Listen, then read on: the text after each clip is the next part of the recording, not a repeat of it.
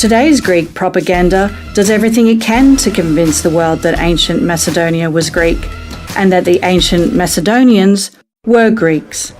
The reasons for this are merely political and well known.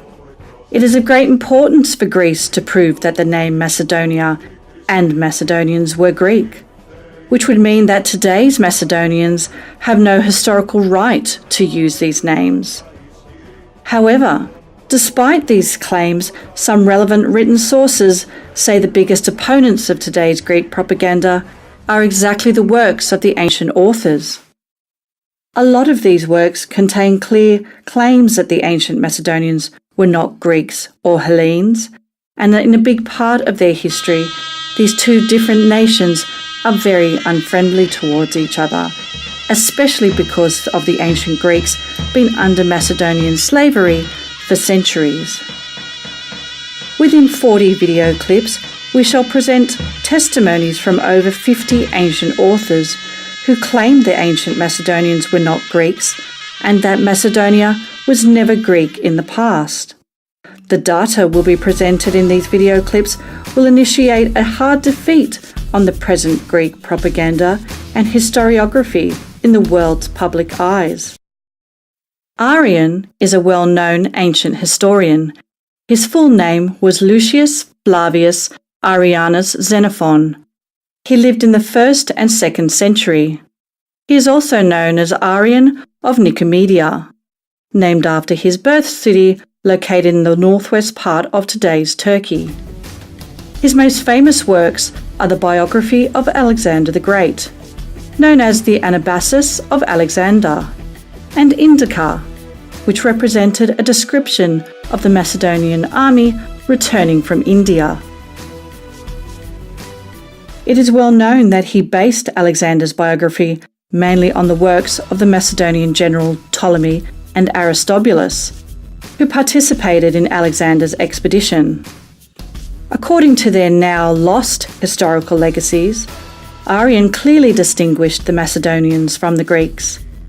We will submit several examples.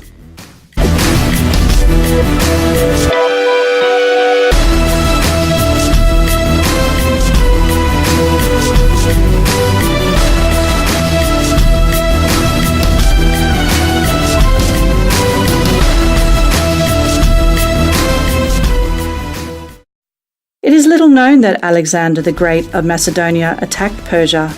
Tens of thousands of Greeks fought in the Persian army against the Macedonians.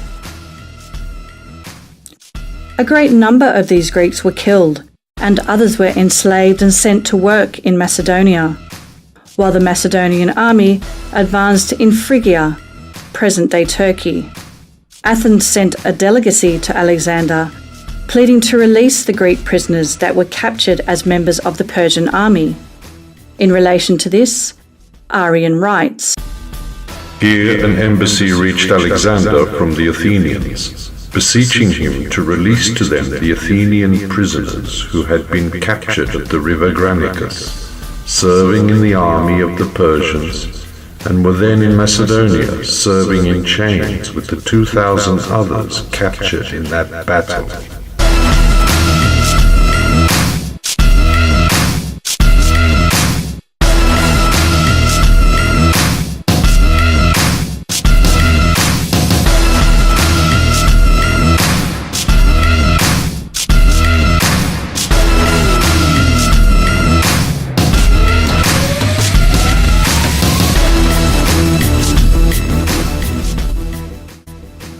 In 333 BC, the Macedonian army advanced deeper in Persia. The Persian king Darius III gathered a huge army, and the famous battle at Issus took place. In relation to this, Arrian writes, "But as soon as Darius was certified of Alexander's approach for battle, he conveyed about 30,000 of his cavalry, and with them 20,000 of his light-armed infantry across the river Pinarus. Of the heavy-armed infantry, he placed first the 30,000 Greek mercenaries to oppose the phalanx of the Macedonians." Here we see that the number of Greeks who fought in the Persian army against Alexander the Great was at least 30,000.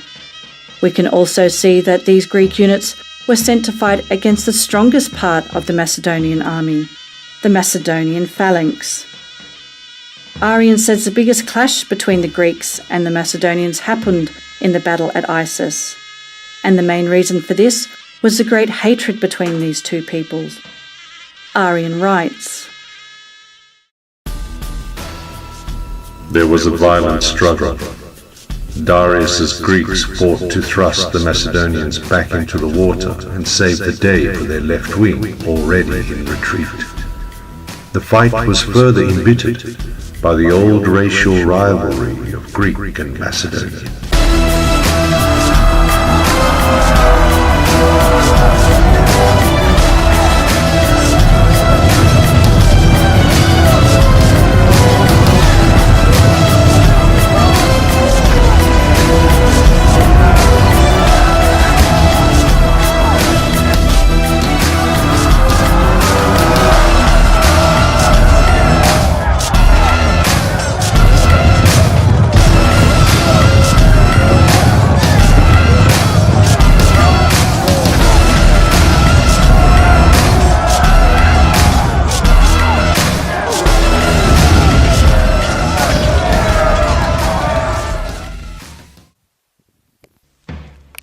Can there be a bigger and clearer example of the differences between the Macedonians and the Greeks than this one? The ancient historian Arrian, using data and information from the Macedonian historians Ptolemy and Aristobulus, clearly wrote that the old racial rivalry existed between the Macedonians and the Greeks. This is one of the highest levels of impatience and hatred that can exist between two nations. So after reading this statement, can one claim that the Macedonians and the Greeks were the same nation? What kind of members of the same nation has racial rivalry between each other? Let the Greek propaganda respond to this.